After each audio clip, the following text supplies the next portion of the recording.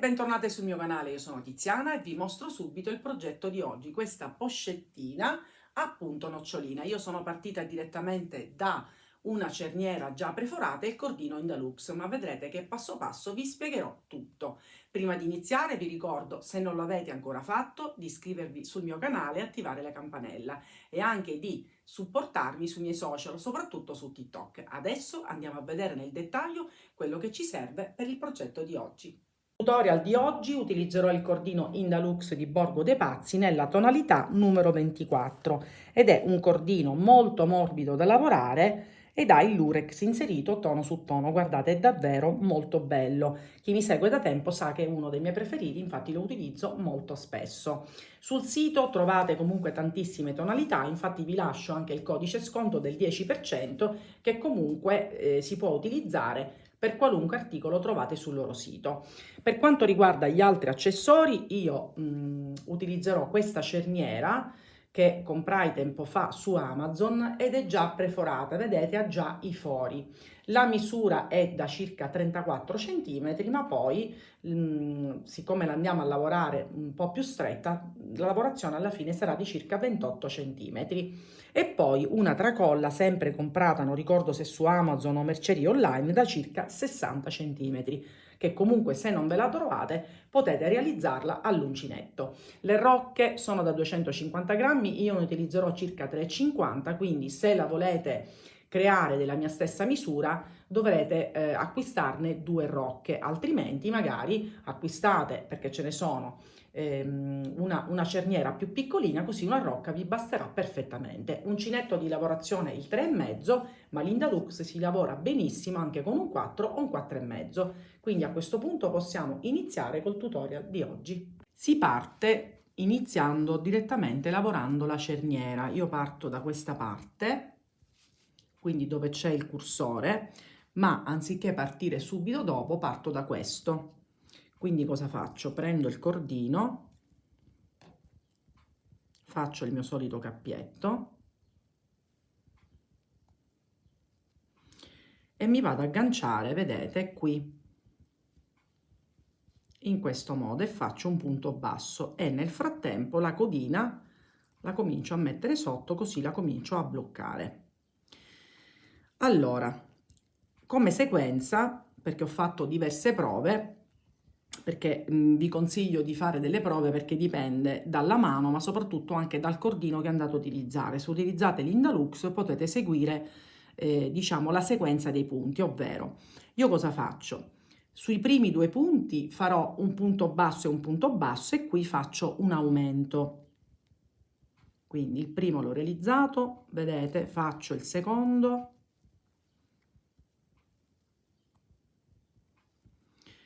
poi in questo successivo lavoro 2 punti bassi nello stesso punto.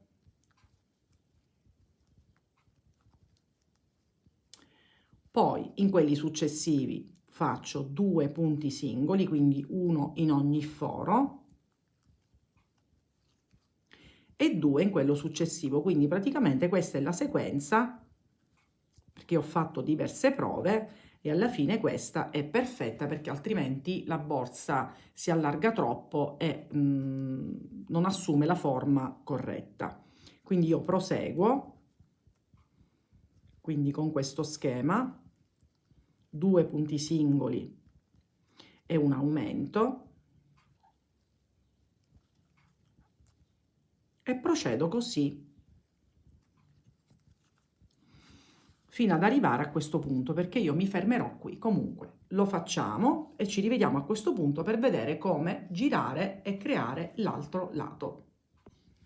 Vedete, sono arrivata qui alla fine, non vi preoccupate se sembra che si arriccia, ma nel momento in cui andiamo poi a lavorare rimarrà dritta, mentre provando a fare più punti diventava troppo riccia, e questo non va bene perché altrimenti la cerniera non si apre e non si chiude bene.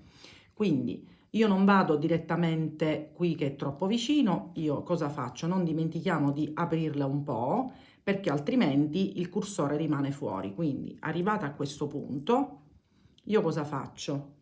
Vado, vedete, sul punto opposto e vado a creare un punto basso e mi porto da questa parte e poi quindi già riparto con la sequenza un punto singolo, un altro punto singolo e 2 punti nello stesso punto, in questo modo.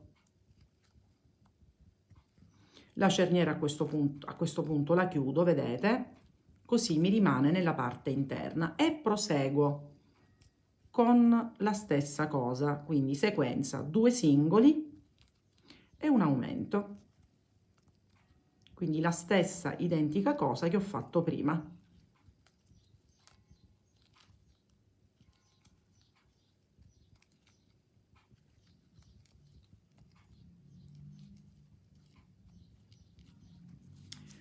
Arrivo qui, quindi praticamente sul punto di fronte, quindi ci rivediamo a questo punto per vedere come chiudere il giro. Vedete, ho completato il giro, guardate come ci ritroviamo, quindi ho lavorato il punto, mi fermo al punto di fronte. Quindi cosa facciamo? Andiamo sul primo punto che ho lavorato e chiudo con una maglia bassissima ed ecco il primo giro. Invece il secondo giro, cosa facciamo? Un punto basso su tutte le maglie disponibili senza creare nessun aumento, quindi in questo modo.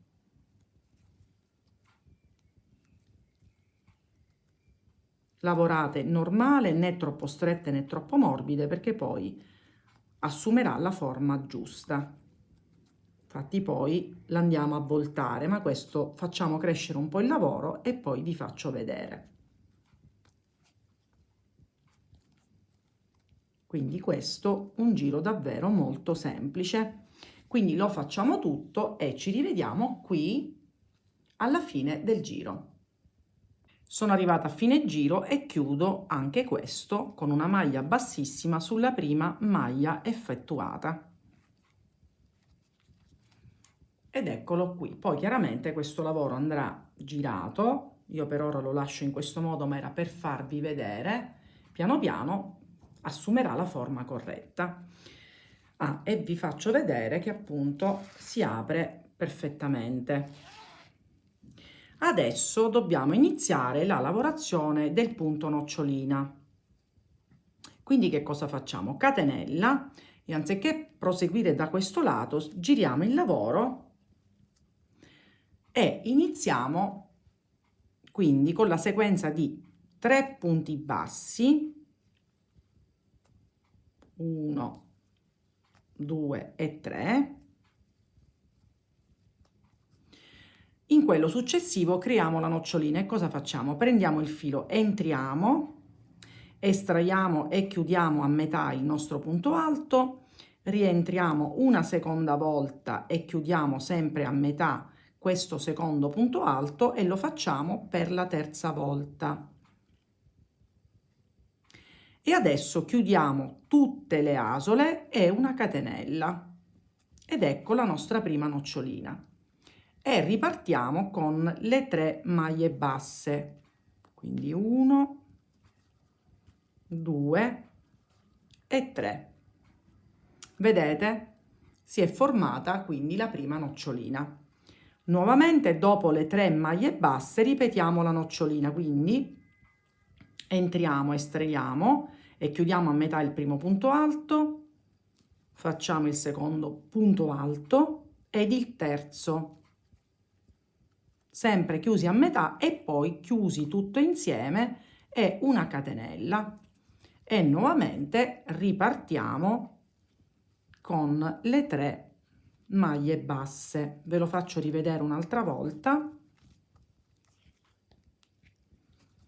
Quindi facciamo queste 3 maglie alte non chiuse, ma poi chiuse tutte assieme, quindi entriamo, estraiamo e chiudiamo a metà, lo ripetiamo la seconda volta ed infine la terza. Chiudiamo tutto, catenella e facciamo le 3 maglie basse e ripetiamo così fino alla fine del giro. Io adesso ve lo faccio vedere, lo giro un attimo per farvi vedere quale sarà il risultato. Vedete? Quindi facciamo questa cosa quindi per tutto il giro e ci rivediamo per vedere come creare il secondo giro, appunto nocciolina. Primo giro completato, guardate. Ci ritroviamo in questo modo. Il punto nocciolina comunque è creato da due giri, uno dove appunto creiamo la nocciolina e il secondo con dei punti bassi, ma adesso vi faccio vedere perfettamente. Allora, abbiamo completato il giro, faccio una catenella, rigiriamo il lavoro, quindi ci ritroviamo da questa parte le noccioline. Adesso sul primo punto facciamo un punto basso, poi questa la saltiamo che è la catenella che facciamo quando completiamo la nocciolina, andiamo in questo punto, vedete, qua si vedono bene i punti che dobbiamo andare a lavorare, quindi entriamo e tra una nocciolina e l'altra ci devono essere 4 punti bassi, quindi il primo l'abbiamo realizzato, il secondo, il terzo ed il quarto. Nuovamente questa è la catenella di sicurezza, si va praticamente, se voi avete dei dubbi, mettete la lavorazione in questo modo, quindi questa è la catenella e non si fa, e poi i 4 punti. Quindi 1, 2, 3 e 4. Nuovamente voi, se avete dei dubbi, mettete la lavorazione in questo modo, questa è la catenella che non si lavora e qua i 4 invece che si devono lavorare. 2, 3 e 4 e così via. Questo è il secondo giro del punto nocciolina. Quindi completiamo anche questo giro e ci rivediamo per rifare le noccioline. Finito anche il secondo giro, vedete, noi ci ritroviamo in questo modo, già rigirato il lavoro nel senso giusto. Adesso una catenella e voltiamo il lavoro, mi raccomando, perché altrimenti le noccioline vengono all'interno, quindi ogni giro bisogna voltare il lavoro. Adesso dobbiamo ripetere la sequenza di 3 punti bassi e la nocciolina, però visto che qui ci ritroviamo, vedete, non proprio al centro, solo per questo punto dobbiamo individuare il centro delle due noccioline, perché appunto per venire a scacchiera dobbiamo andare a creare la nostra nocciolina al centro. Quindi intanto io faccio un punto basso, un secondo, tanto poi il terzo punto basso sarà fatto alla fine. Quindi vedete, io mi ritrovo qui, cosa faccio? Nuovamente entro, estraggo e non chiudo il primo punto alto, seconda volta, quindi secondo punto alto e terzo punto, vedete, e chiudo. E poi adesso chiudo anche con una catenella. Vado avanti, faccio a questo punto tranquillamente 3 punti bassi e controllo, vedete, questo punto, state, lo giro in questo modo, il punto che adesso vado a lavorare sta esattamente al centro e quindi lo posso realizzare, quindi dobbiamo semplicemente stare attenti a dove cade la nocciolina, perché ci interessa che sia al centro. Aspettate che prendo un po' di filo. Quindi in sostanza la lavorazione è la stessa identica del giro precedente, bisogna insomma stare attenti a farla cadere al centro, perché la bellezza del punto nocciolina è crearlo a scacchiera. Quindi la sequenza rimane la stessa, 3 punti bassi e una nocciolina.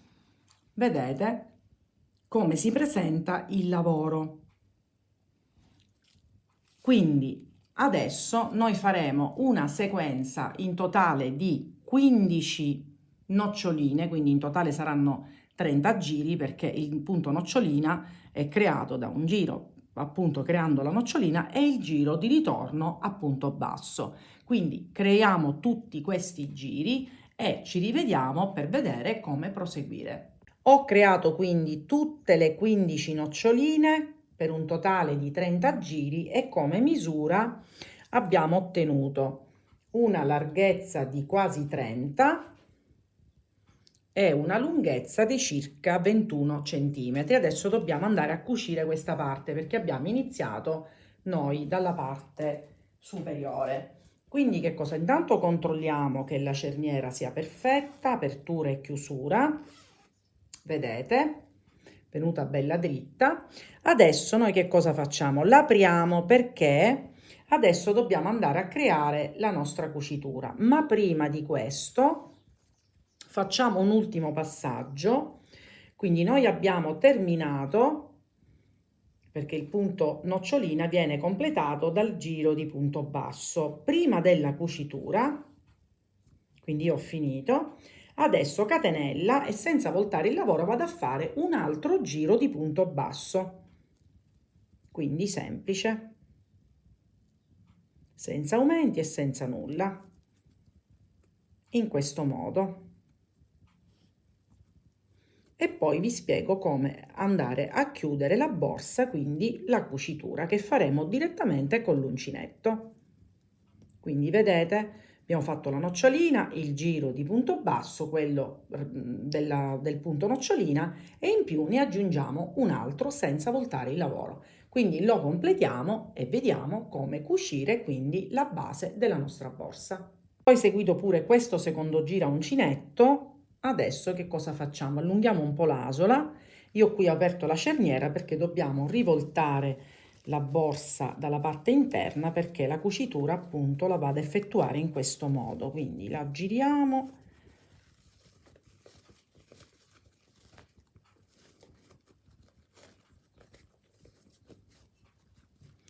La rimettiamo sistemata.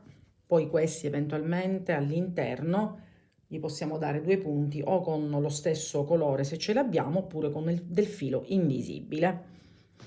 Allora noi ci ritroviamo in questo modo, quindi riprendiamo l'uncinetto,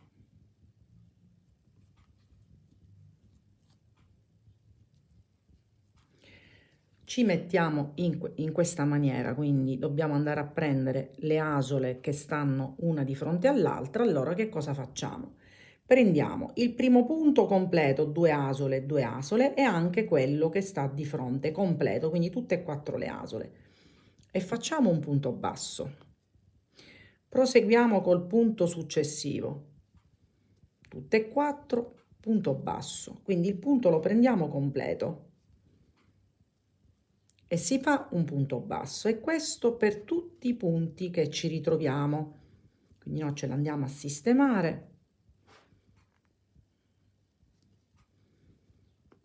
Vedete qua tutte e quattro le asole, quindi punto completo, perché alcune volte magari quando cuciamo con l'ago è capitato di avere creato la cucitura prendendo le asole esterne, invece in questo caso le prenderò tutte.